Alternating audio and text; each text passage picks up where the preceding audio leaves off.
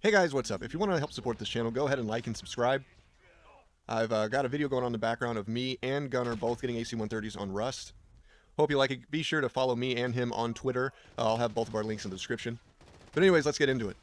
We are finally starting the next cycle for Call of Duty. News, leaks, rumors, verifying or debunking, and predicting based on past behavior, and I'm actually pretty excited, because this upcoming Call of Duty is going to be a Black Ops reboot. Since it's still early, I'm going to reiterate what has gone down for those who don't know. After a while, obviously, I will stop because everybody should be caught up by that point. But basically, we were in a 3-year cycle with Infinity Ward, Treyarch, and Sledgehammer Games. Sledgehammer Games lost Michael Condrey, and 150 people went with him, so they didn't have enough people to actually lead a main title Call of Duty. So Treyarch was then put in charge of Sledgehammer's project, which was a Cold War shooter, a sequel to Call of Duty World War II. Treyarch was then told or guided towards making it a Black Ops reboot. They took on the project. There was creative differences between Treyarch, Sledgehammer, and Raven in the beginning. Sledgehammer and Raven obviously now being the supporting developing teams. But for the past several months, they've apparently been getting along and working on the game, redoing things that need to be redone, creating new things that need to be created, writing a story, yada, yada, yada, making a new Black Ops 1 pretty much.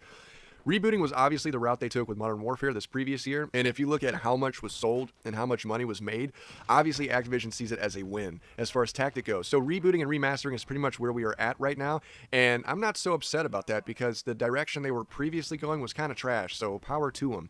But someone asked if boost jumps would be in the game at all, at which point the man himself, David Vonderhaar, replied, no, capital N-O, which I'm sure is safe to say it won't be in zombies either. This is no surprise considering Black Ops 4 was futuristic and still didn't have any boost jumps, because by this point they had already figured out that boost jumps was straight cancer for Call of Duty.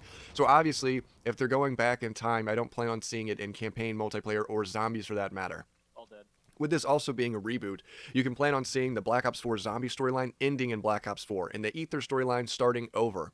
If you don't understand how the Ether storyline was written, basically, they created Nazi zombies in World at War, kind of just an extra fun game mode. The first 2 maps had no real story whatsoever. Then people went online and made a bunch of fan theories, and Treyarch watched that closely.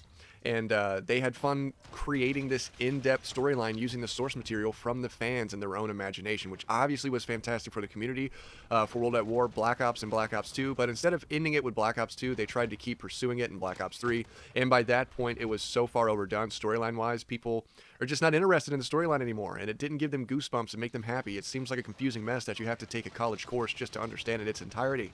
They went way overboard, which sucks because it was really so good before that. Not saying the maps are bad, or the concepts for the maps are bad. I personally love the maps in Black Ops 3, but as far as story goes, it'll be nice to see it rebooted as well, to restart that experience. And if they do go this route to start with a couple baseline maps that have no story, just an eerie setting, and then fans creating their own theories, going online, and then a story being created from that collectively, going through that whole process again, I think will bring the community together again, and it'll revive zombies in a way we never thought was possible.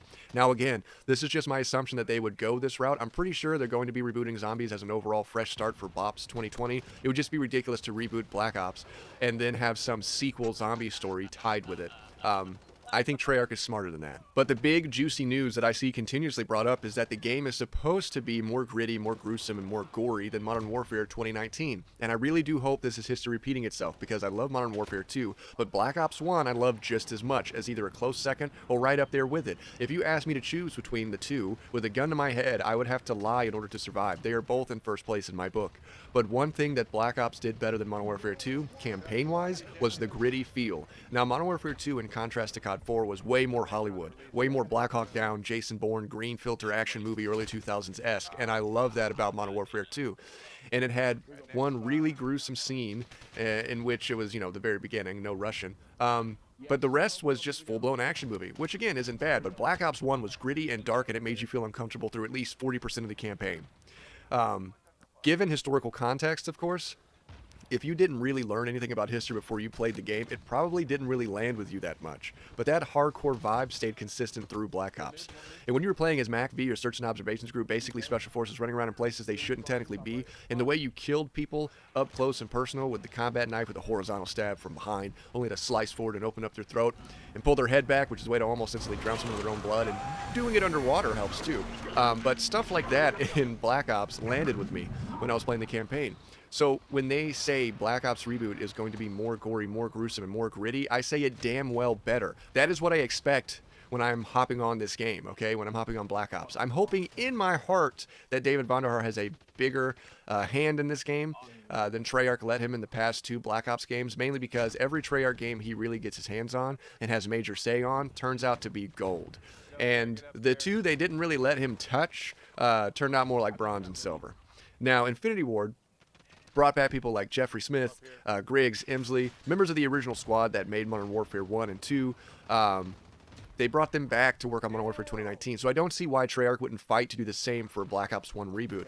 At this point, it's kind of just common sense. It's also been reported that the campaign is probably going to start a little early in the timeline between World at War and Black Ops, around the Korean War between 1950 and 1953, or maybe it's just going to take place in the same exact time as the original campaign for Black Ops 1, but the flashbacks are probably going to go back farther. If you may recall, Frank Woods fought in the Korean War, but we never really get to see any of that. So there may be a Frank Woods related flashback in the Korean War, kind of like Reznov flashback to World War II back in Black Ops 1. All in all, I can definitely see this happening because Modern Warfare did a similar thing. They rebooted the Modern Warfare franchise, but started at an earlier conflict. While Zakhaev, for example, was still just an arms dealer, wasn't necessarily a warlord yet, leading into the start of what we know and love as the COD 4 storyline. Not to mention, you need to keep in mind this project was taken from Sledgehammer, who was in the middle of making a sequel directly to World War II. The war directly after World War II was the Korean War, so it makes sense that they would want to utilize some of what Sledgehammer had already created. And with Black Ops Reboot having some missions from the Korean War, I hope that means that zombies will have some Korean War themed maps, as zombies usually had maps that pertain to the campaign, like in World at War, and the original Black Ops. I hope they stick with that process and mindset. Anywho, that's all the news and speculation I have right now. March and April should hold a lot of leaks and info, as it does every year. And you better believe I'm going to be there covering every bit of it. So thanks for watching. Be sure to like, share, and subscribe. Comment down below. Keep the conversation going. And I will catch you guys next time.